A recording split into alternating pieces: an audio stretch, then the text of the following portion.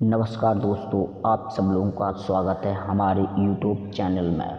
दोस्तों, आज हम श्री भटुक भैरव का मंत्र आपको बताने वाले हैं, जिससे आपके घर में अनेक प्रकार की आपदाएं होती हैं, उनका निवारण, धन मान प्रतिष्ठा प्रदान करता है ये मंत्र भैरव जी का।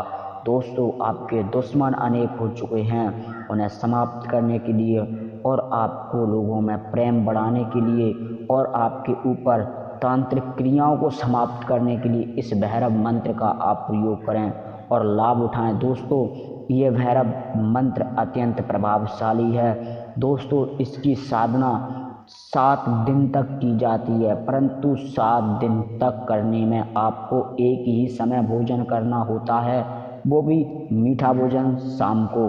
दोस्तों, साधना किसी भी महीने की द्वितीय द्विज से प्रारंभ कर देनी चाहिए और इस साधना का मंत्र इस प्रकार है।